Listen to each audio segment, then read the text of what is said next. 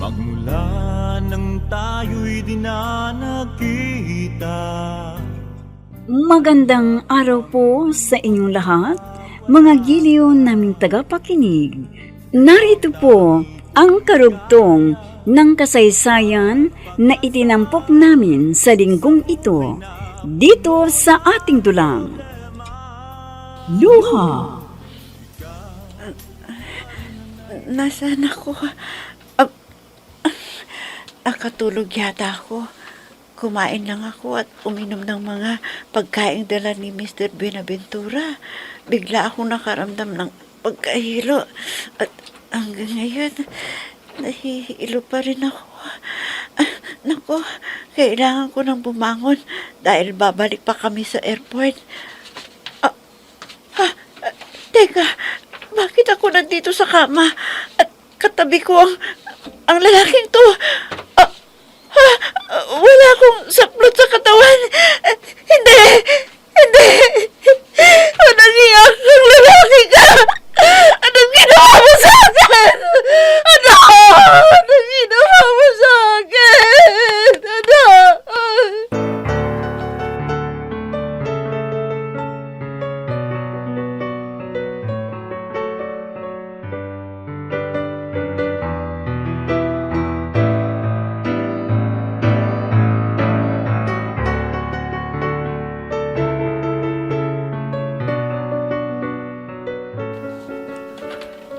Mabuti naman at napasyal ka dito.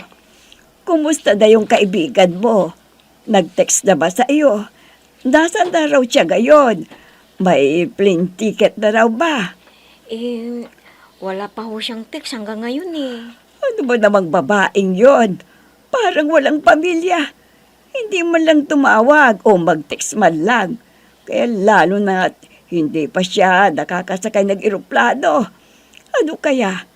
Tawagan mo na yung cellphone niya at alamin mo kung naririto pa rin ba siya sa atin o kung nasa ibang bansa na. Sige po. Sandali lamang po at tatawagan ko na siya ngayon din po.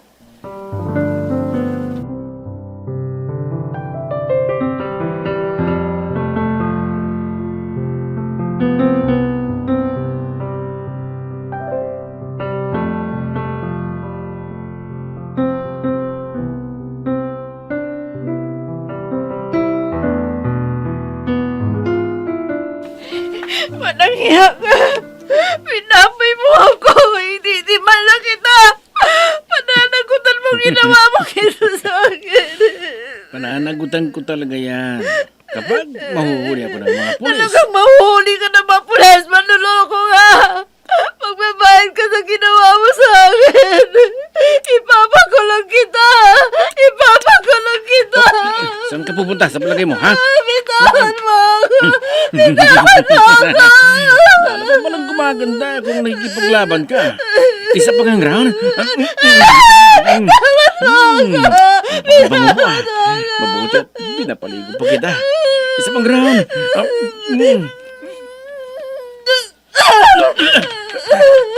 Takasan mo pa pala ako, ha? Halika nga dito. Tulungan niyo ako. Tulungan ang sarili mo. Dahil walang makakarinig sa kasisigaw mo dito. Halika! Tulungan niyo ako. Tulungan niyo ako. Ang ingay-ingay mo. Itong bagay sa'yo para tumahimik ka. O, di bagsak ka. Magpapakasawa na naman ako sa alindog mo, Olga. Magpapakasawa na naman ako sa'yo. Ikaw lang ang tanging mahal ko sa buong buhay kong ito. Pag-ibig ko'y tanging ikaw lamang, sa puso ko'y nag-isa ka lang. Oh, Maynard, ikaw pala. Halika, pumasok ka. Hindi na. Alamin ko lang sana kung nakausap mo na si Olga. Tumawag na ba siya sa'yo? Hindi pa nga eh. Ano kaya nangyari doon? Nakakuha nga kaya siya ng plane ticket? Nakaalis na kaya? Nang tinawagan ko kahapon eh, nagri-ring lang ang cellphone. Pero hindi niya sinasagot eh. Ayaw man lang kasing tumawag para naman sana malaman natin kung nasaan na siya. Eh, malamang, nakakuha na yun kahapon. Pero, hindi ba nagre-ring pa ka mo? Yung cellphone niya, ibig sabihin yan, naririnig pa siya sa Pilipinas. Eh, kahapon nga yun eh. Eh, ano na ba ngayon? Baka nakalipad na yun. Kaya hindi na siya nagte-text. Teka nga, idadahil ko yung number niya. Kapag nag-ring pa, siguradong nandito pa siya sa Pilipinas.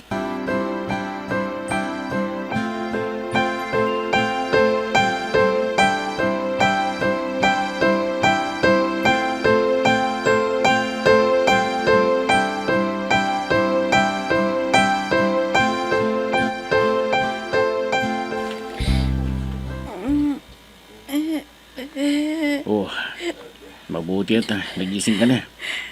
Umayo ka na dyan, magbihis ka. Anong hiya ka? Ang lakas ng loob mo, nautusan ako. O anong gagawin ko? Umalis ka sa harapan ko. Kinasusuklaman kita. Kinasusuklaman kita. Sabihin mo na ang gusto mong sabihin. Basta magbihis ka na. At patapos na ang 3 gabi at 3 araw na binayaran ko sa hotel na to. Kumain ka na dyan. Umalis ka sa harapan ko. Namumuhi ako sa'yo. Maluloko ka. Walang hiya ka. Hindi ka susunod sa pinapagawa ko sa'yo, ha? Ha? Walang hiya ka. Walang hiya ka. Ipapakulong kita. Ipapakulong kita. Nakikipagmatigasan ka ba talaga sa akin, ha? Hindi ka talaga susunod sa akin, ha? Ha? Kinatsahan mo ako ng baril. Oo. At hindi ako magdadalawang isip na iputok ito sa ulo mo. Patuloy kang susuway sa gusto ko.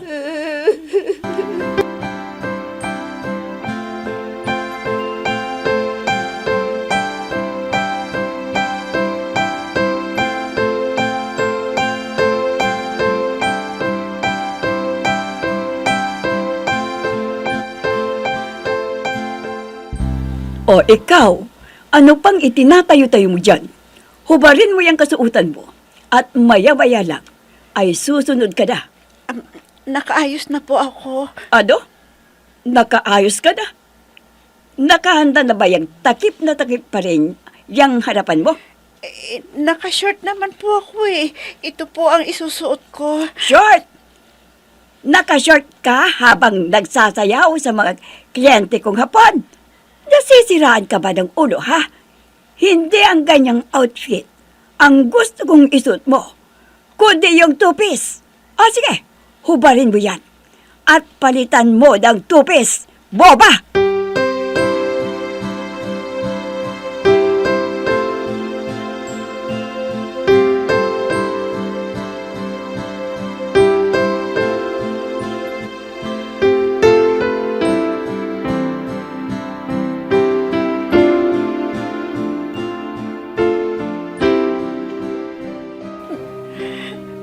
Pinagtitinginan ng lahat ng kalalakihan ng kabuuang katawan ko na dapat sa lalaking mapapangasawa ko lamang nakalaan.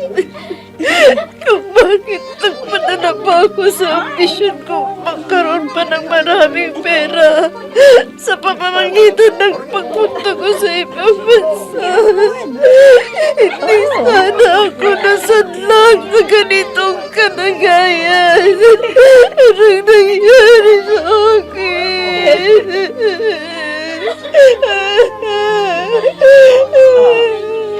Mother! Ikaw lang ang tanging mahal ko sa buong buhay kong ito. Pag-ibig ko'y tanging ikaw lamang sa puso.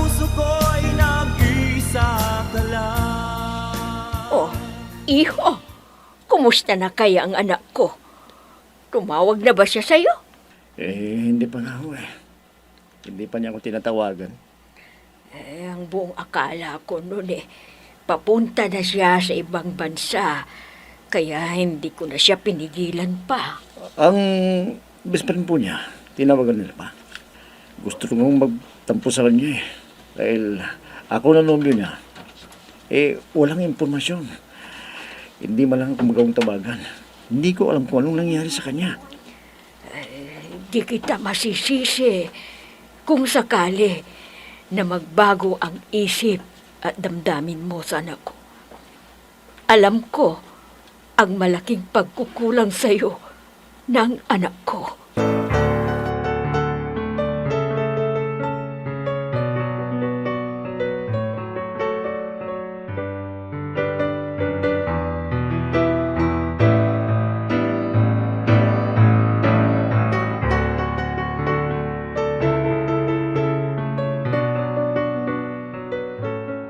Oh, ano? Nagising ka na pala. Teka. Kumain ka na ba? Hindi pa ho. Sa katunayan po, nagugutom na ako. Hinang-hina na po ako. Ganun ba? Opo, ma'am. Sige. Ganito. Pumunta ka doon sa kusina at kumain ka doon. Pagkatapos, bumalik ka. Dahil pagkalipas ng 2 oras, ay sasayaw ka. Doon sa harapan ng mga kliyente nating Hapones. Naintindihan mo ba? Ma'am, pwede Yon ang gagawin mo. Dahil hindi ko pa nasulit ang ibinayad ko doon sa recruiter mo. Ma'am, pwede ho bang pagpahingayin niyo muna ang katawan ko? Naku naman! 2 oras ang ibibigay ko sa'yo. Hindi ka pa nakapagpahinga dyan? Hindi pwede. Basta sundin mo ang sinabi ko sa'yo. Kumain ka muna. Magpahinga ng konti. Pagkatapos, bumalik ka dito at magpalit ka na naman ng iyong, yung tupis mo. Ma'am, nakikiusap po ako sa inyo. Kahit half day lang. Para makapagpahinga ako mabuti. Kasi Basta napuyat sundin mo ko! ako. Teka, tingnan mo yan. Maraming hapon ang napasaya mo. Kaya hinahanap ka nila. Tingnan mo. Hayaan na ang isang kliyente natin. Lumalapit sa iyo. You're so beautiful. Parang awa ko na kung anong binabala ko sa akin. Huwag mo nang ituloy. Parang awa mo na.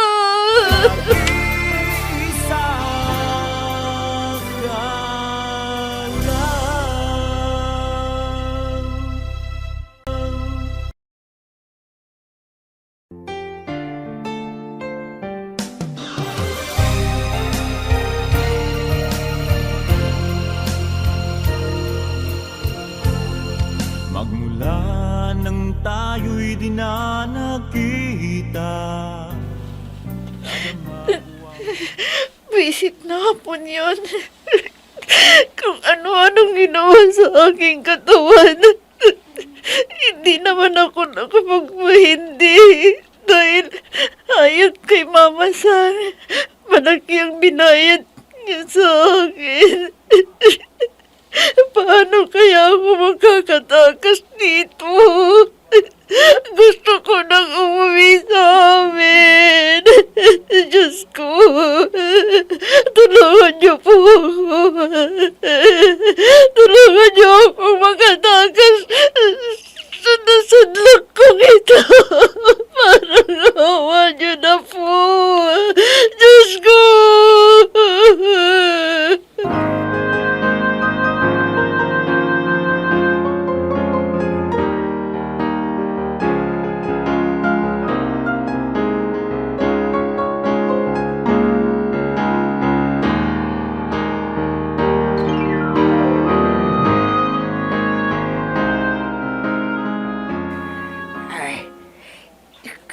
Pala yung nabiktima ng peking recruiter na yun. Oh, ibig niyong sabihin, kilala niyo ang recruiter na tinutukoy ko? Oo. Isa siyang peking recruiter. At hindi lamang ikaw ang ibinenta niya sa mga Hapones na yon, kundi marami kayo. Paano na ako ngayon? Anong magiging kinabukasan ko dito? Ano? Pwede bang tulungan niyo ako para makatakas dito? Ano? Hindi ko alam ang gagawin ko. Kung gagawin ko yan, baka pati ako palayasin dito. Kung gusto mo, magtiis ka muna. May pagkakataon, manalangin ka lang para tulungan ka ng may kapal para makatakas ka dito. Pero ako, wala akong magagawa tungkol dyan.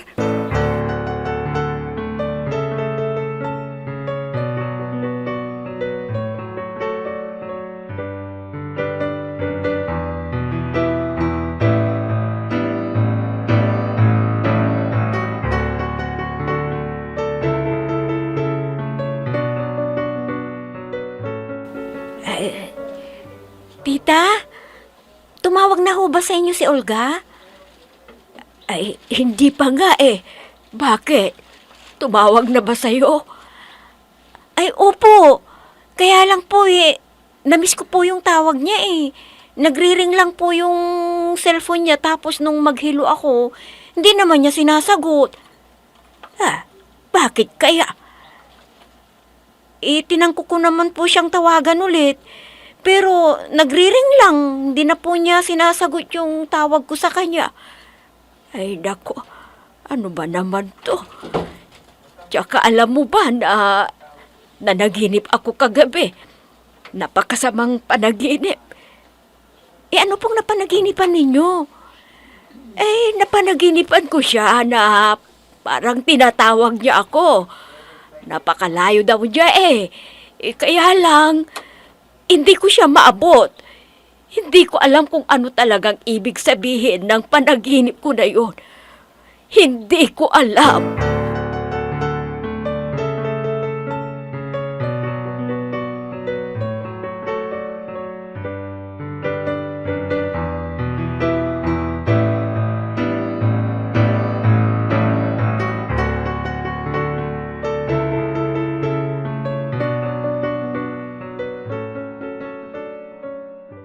Ikaw palang sinabi nilang bago. Saan kabarit ka ba galing, ha? Hindi ho ako galing sa anumang kabaret. Ang totoo niyan Ay, ano? nakikilamang ako ng isang walang iyang binabentura na yun. Ano? Ang ibig mong sabihin ay si Binaventura ang nagdala sa'yo dito. Ay, nako. Napiki ka nga. Oo, walang hiya palang Mr. Binaventura na yun. Tinutukan niya ako ng baril kaya dapat pa dito. Ay, hindi lamang ikaw ang nabiktima ng Binaventura na yun. Kung gusto mo, tutulungan kitang tumakas. Kilalang kilala ko ang Binaventura na yun. Marami na siyang nalinlang na mga babae katulad mo. Pero huwag kang mag-alala. Basta magtiis ka muna at gagawa ako ng paraan para makatakas ka dito. Nag-iisa ka lang.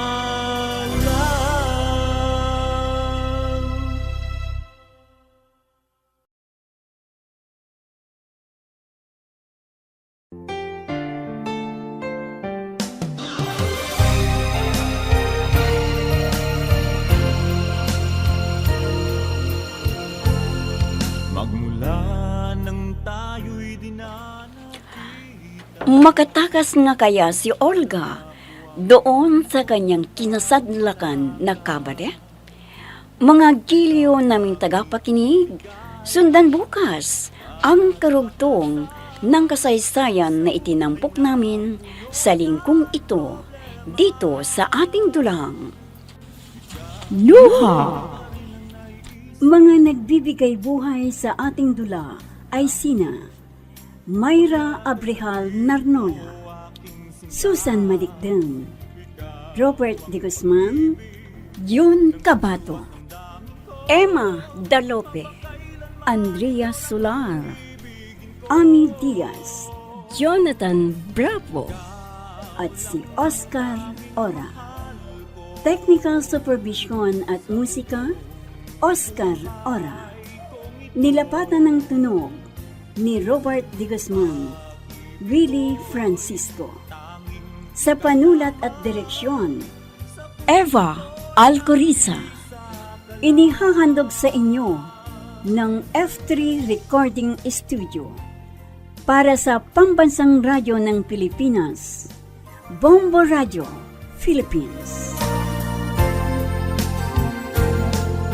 Ang alaala nating di malilimutan, kay sarap ng ating suyuan. Lagi kong natatandaan, maligayang araw nating nagdaan. Pag-ibig ko'y